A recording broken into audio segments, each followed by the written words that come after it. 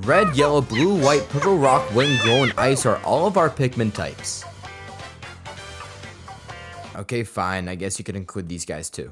In Pikmin 4, we saw the return of all 9 of our main Pikmin types, which is pretty cool, but 9's one of those meh numbers. 10 on the other hand. 10's a pretty epic number. In this video over on Gunna Dahan's channel, we learned about a cut Pikmin type within the files of Pikmin 4. It's speculated that the Bean Pikmin was supposed to appear, but was cut for unknown circumstances. And that got me thinking, what if we did get a 10th Pikmin type? What would it even be? Pikmin enthusiasts from all over the world have created thousands of fan Pikmin types, and I'm no artist myself. Like, at all. But I think it's time we give this speed art thing a go on my channel. However, I'm not going to be whipping up some random Pikmin types. Today we're going to put ourselves in the minds of Nintendo and... No, not that part of Nintendo. Today, we're going to put ourselves in the minds of Nintendo and use facts and logic to determine what our final Pikmin type would look like. If you made it past the 2nd grade, you probably already know what this is, and if you don't, look it up, I'm not your preschool teacher. The color wheel is a wheel of colors, and it just so happens that most of our Pikmin types fit into their own little section on this wheel. That's not including rock and white Pikmin, they belong on what we call a value scale. The Pikmin are most recognized by their individual colors. Even while squinting my eyes, I can tell you which type is which, so it really doesn't make sense to get another shade of blue since we already have 2 of them. So that basically rules out 9 of the most popular colors, leaving us with some sort of orange, a darker green, pitch black, and a kind of silver color. I'm also going to make the executive decision to add a brown to the mix just because it's a pretty distinct color when compared to the other Pikmin types. So using Nintendo logic, these are 5 of the most likely colors for our next Pikmin type. Now, as we all know, each Pikmin type is associated with some sort of element or ability. So it's going to be our job to give these colors their own unique elements, but we got to make sure it doesn't conflict with our existing types. As someone who grew up obsessing over Pokemon, I could really just do this and call it a day. And honestly, most of it lines up pretty well. The dark green Pikmin should be associated with grass or nature. The brown Pikmin should be ground, earth, or mud related. The silver Pikmin could be like a magnet type Pikmin, attract different types of metals or ores. And the black Pikmin could be a shadow Pikmin. I don't really know how it'll work, but it sounds pretty cool, so I'm gonna keep it in. The only problem we have with this idea is the orange Pikmin. We already have Steve the red Pikmin as our firebender, so we gotta find a new element for the orange Pikmin. And if you played Pikmin 251, you'll know what I'm talking about. There's one main hazard in the entire Pikmin series that can kill any Pikmin type, and it's explosive. Let me introduce you to Pickhacker's orange Pikmin. These little guys have a resistance to one of the most deadly hazards in the entire series, explosives. And I think this sounds like a perfect idea for our 5th and final candidate. Now comes the tricky part. Which one do we choose? They're all very interesting and unique concepts for a new Pikmin type, but for the sake of this video and my own sanity, we're only allowed to choose one. So who should it be? Let's get the black sheep out of the way. Literally. I don't think we're gonna get a shadow Pikmin. Its onion and petals will look too similar to the rock Pikmin, and I can't imagine a viable use for these guys. I was thinking they could be exclusive to night mode considering their shadows and all that, but that's the whole purpose of glow Pikmin. Then I thought they could be resistant to that weird shadowy hazard that insta-kills your Pikmin, but we really don't see it enough in game to create a whole new type. So I'm sorry, shadow Pikmin, you're getting sent to the gulag. Welcome to the gulag. If you survive, you earn your free... The next Pikmin type to hit the cutting room floor is our dark green Pikmin. Whether he was meant to be in Pikmin 4 or not, I'm happy we got the glow Pikmin instead. The bean Pikmin seems like an interesting idea, but I don't know if it'll fit Pikmin's aesthetics. And if Nintendo really wanted them in the game, they would have put it in by now. So, sorry Mr. Bean, to the gulag you go. These next 3 were a lot more difficult to choose from. They'd all be great, but none of them are perfect. Orange Pikmin being resistant to explosives could introduce some very interesting level design. The only issue is Ochi and their colors are just too similar, and I don't want to just blatantly copy Pickhacker. The silver Pikmin seems like a pretty cool idea, but again with the color, it might be a little too close to the white Pikmin. And the brown Pikmin, being able to burrow through tunnels and create new paths could be pretty cool, but something about the color brown just doesn't sit well with me. But in terms of colorways, I think orange has to go, especially if Nintendo plans on keeping Ochi as their Pikmin poster child. Now between silver and brown, I think they're both equally as likely to be chosen, but I'm gonna make an executive decision and go with brown instead. Yes, it was rigged from the start. So initially, I wanted to create this ground muddy Pikmin, but I ultimately decided to go with some sort of wood Pikmin. Why?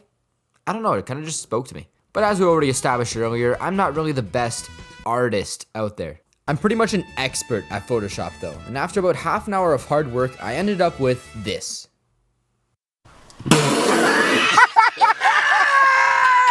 Okay, that's not really what I had in mind, but it's a start, right? This was the first time I picked up my Apple Pencil in years, and before that, I only used it like twice. But this time, I had a clear idea in mind, so I started off with a very rough sketch and ended up with this little guy. At first, I wanted to wear some sort of wooden mask resembling Groot or like Deku Link, and I thought it would have been cool if it was all scratched and dented on the outside. Since this is basically just a tree Pikmin, I wanted to give him some lanky ass limbs, and as you can see over here, I struggle drawing the fingers and toes. This took me way too long, and I still didn't even like the way it came out. After dealing with the toes and fingers, I finally finished my first draft, giving it a bit of detail, adding some leaves to the side, and I think it came out pretty well, especially for my second attempt, but I wanted to keep going.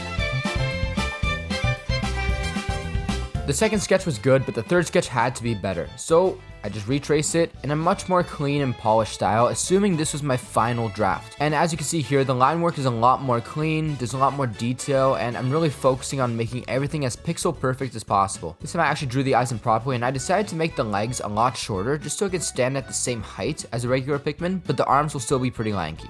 I do pretty much the same thing, draw some details, some leaves, struggle with the fingers and toes, and I ended up with this guy. And I'm starting to like him a little more, but the proportions seem off. The head seems overly big, the stem's very skinny, the arms are kind of just like there. And at this point, it was 1 a.m. and I really couldn't be bothered to keep doing this shit, so I hung up the towel and planned to continue the next day.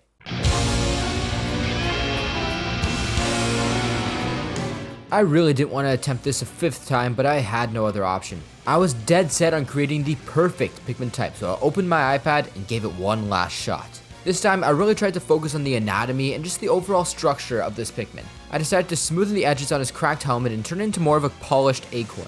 As usual, I spent an abundantly long time on the hands and feet, so I decided to ditch the whole hand thing and turn it into leaves instead. It was the easy way out, and I think it adds a lot of creativity to this design as well. After doing some polishing around the body, I ended up with my final silhouette. I loaded that into Photoshop, created some eyes, played around with the colors, and brought it back into Procreate on my iPad to do the final step, shading and texturing. I was doing pretty well and my hopes were high. I was on the final step of this long journey and all I had to do was to color inside the lines. And that's when I realized, I am actually enjoying this. I never thought I'd actually enjoy drawing. I never liked it my entire life, but I just plopped in some headphones, started playing some music, and I was in a state of constant flow. I didn't think about anything, I didn't stress about anything. The only thing that was on my mind was color. And it actually felt pretty good. Unfortunately, this is the time my iPad started to shit the bed. This last part took a lot longer than I expected, but I pulled through and ended up with my final design. After 5 attempts, 2 days, and countless of hours stressing over this little piece of shit, I finally created my very first original Pikmin type. I present to you the Wood Pikmin. Very similar to the Rock Pikmin, this special Pikmin type fused together with its environment and actually grew into its little acorn helmet. But it's more than just an aesthetic. This protective shell around its head serves as a defense mechanism, making it harder for an enemy to chew and swallow the Wood Pikmin. Its other notable feature is its very long and lanky arms. When in a group, the Wood Pikmin can create ladders, bridges, and rope swings to help you and your squad navigate around the map easier. Their extendable arms are also very useful in combat, being able to grab and hold down an enemy from afar, but only for a brief period of time. Above all, if you choose to use these Pikmin for close combat, they'll be able to attack 3 times as fast due to having leaves for hands. Also, whenever this Pikmin drinks nectar, their hands will turn into flowers alongside the stem on their head, only buffing them even more. Now you're probably thinking, Raggins, these things seem extremely overpowered. And in that case, I say fuck you, it's my video. Okay, fine. My way of balancing these guys is making it so they're not able to pick up most items. Yep, you heard me. And before you start typing out your little temper tantrum in the comments, think about it logically.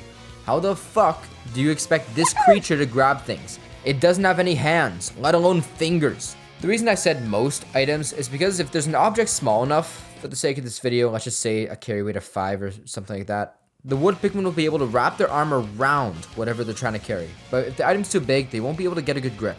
Also, these Pikmin die way faster to fire since wood doesn't really... yeah.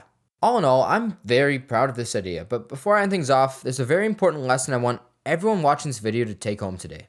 I initially planned to just pay someone to draw the Wood Pikmin and call it a day, but after thinking about it for a while, I want to at least give it a try, and I'm really glad I did.